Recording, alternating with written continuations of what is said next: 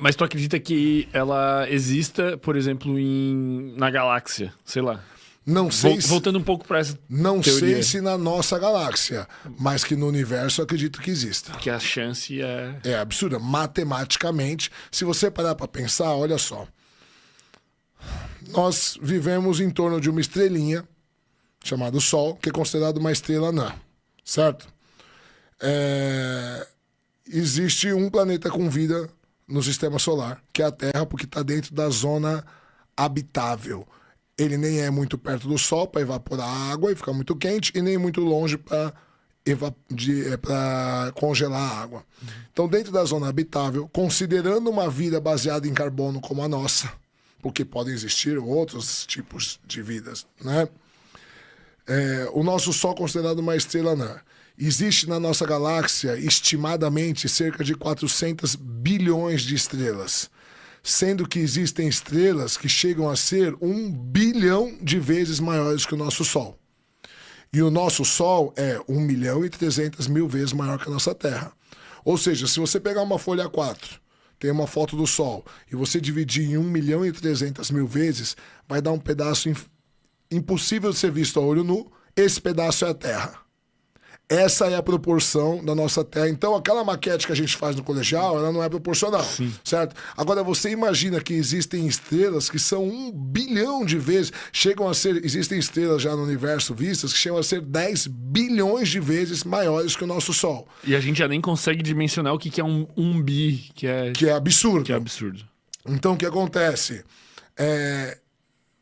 Hoje, se você considerar uma bactéria no seu corpo, ela é insignificante, uma bactéria. E existem milhões de bactérias vivendo no seu corpo, certo? Que fazem você estar vivo, tem células que estão se regenerando, que comem as células mortas e tal. No intestino. No intestino tem a microbiota, que são células que são, né, bactérias que fazem bem e tal.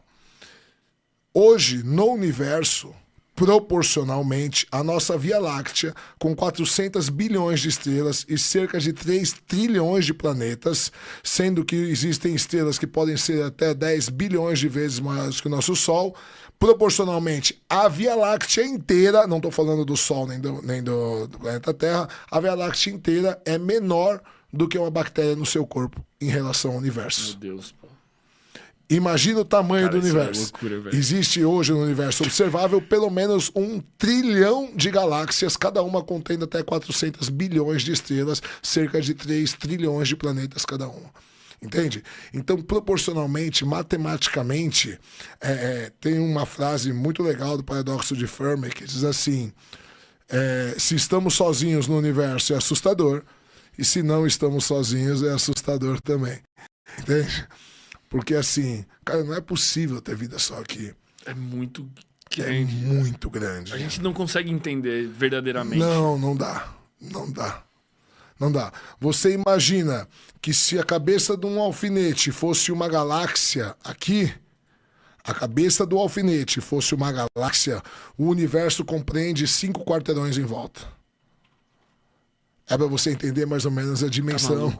É muita loucura. E a galáxia são 400 bilhões de estrelas. A cabeça de um alfinete. A gente está falando de 5 quarteirões. E isso é um universo observável, que a gente conseguiu observar até agora.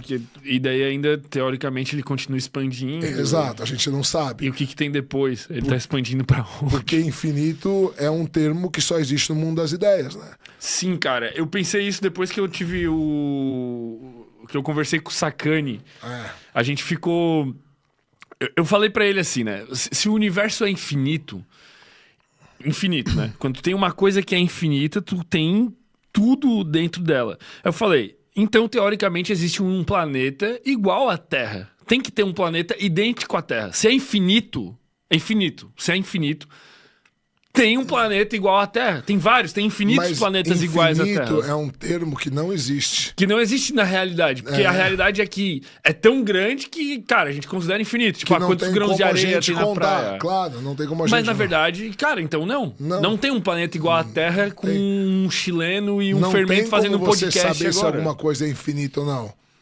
Existem algumas coisas que existem só no mundo das ideias. Então, uma vez eu falei para uns alunos meus, eu falei assim, fala para o teu professor de matemática que matemática não existe. E ele falou, como matemática não existe? Não, você nunca viu o número 1 andando por aí, o número 2. Mas tem uma caneca, mas o que existe é a caneca. O número não existe. É uma linguagem construção intelectual. Para poder mapear a realidade. Claro, para você poder entender como as coisas funcionam. Mas, de fato, a matemática não tem materialidade ontológica. A matemática não existe de fato. Quer ver outra coisa que não existe de fato? O frio. O frio não existe. Ele é não tem como você falar... de calor. Ausência de calor. O que existe? O calor.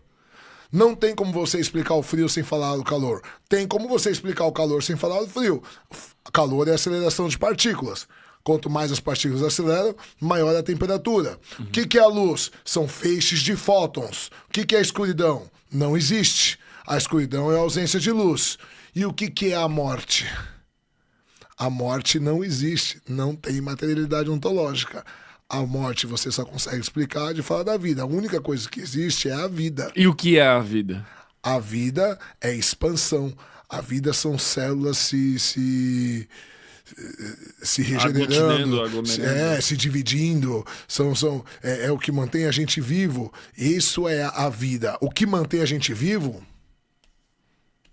A gente não sabe. Tem gente que vai dizer que é a alma, tem gente que vai dizer que é o espírito, tem gente que vai dizer que é o fôlego divino, enfim. Mas assim, a ciência não sabe o que mantém a gente vivo de fato. Quando você morre, por que teu corpo para de funcionar? O que sai do seu corpo? Porque teoricamente tem que ter alguma coisa... Né, que os filósofos naturalistas, os primeiros filósofos, chamavam de archê. O que é comum a tudo que é vivo para que eles sejam vivos? O que eu tenho, que o fermento tem, que o Gabriel tem, que uma planta tem, que um macaco tem, que um cachorro tem, que uma bactéria tem, que uma ave tem, que é comum a todos os seres vivos.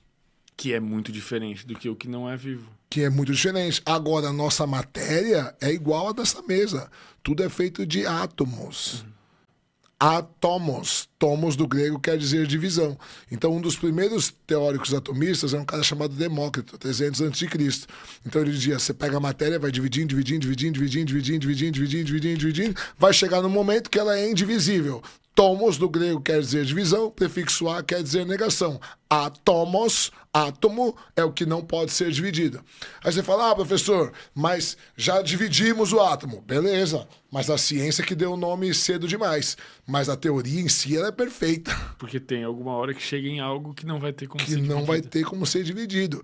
E a teoria atomista, ela foi ridicularizada durante 2.500 anos. E a gente só descobriu que ele tinha razão no final de 1900, com a tecnologia. Então microscópios, acelerador de partículas e uma série de coisas. Então hoje tem coisas que a gente não consegue explicar, né? Como metafísica, como Deus, como alma, como inferno, como reencarnação, e a gente não sabe se existe ou não. Aí é uma questão de fé. Você acredita se quiser. Mas talvez um dia a gente tenha tecnologia para provar que existe ou que não existe. Mas hoje a gente não tem. Talvez daqui 100 mil anos, talvez daqui 1 milhão de anos, talvez nunca tenhamos essa tecnologia. Porque existem coisas que nós estamos necessariamente presos à tecnologia. Então, se você não pode provar, você também não pode negar. Claro, pelo mesmo motivo. Então Kant, que é um filósofo do século XVIII, que você gostou muito de ouvir falar sobre ele no nosso último episódio, ele diz que debater se Deus existe ou não é só para satisfazer o ego do ser humano de querer ter resposta para tudo, porque Deus só pode ser crido pela fé. E o que é fé? Acreditar sem provas. Ou você acredita, ou você não acredita. Só que a questão é que muitas outras coisas antes precisaram da fé, sei lá... Quando discutiam se a Terra era redonda ou não. Devia ter gente que acreditava e gente que não acreditava e não tinham como provar. Exato. E isso era fé. Isso era fé. E talvez só que a discussão de Deus, eu acho que ela está muito além disso. A discussão de Deus está além disso por motivos bons e ruins. Porque Deus não tem nem plausibilidade, vamos dizer assim. Então, primeiro a gente tem que discutir qual Deus. Qual Deus, né? Vamos trazer o livro. Tá lá em cima. Tá lá. Ué, antes disso, eu quero te dar um outro livro de presente que eu lancei. Na verdade, eu sou coordenador editorial, sou eu e outros 9 coautores.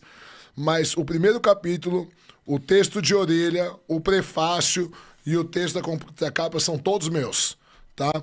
Então, Obrigado, velho. Histórias importantes demais pra ficar no anonimato. Aí, ó, galera.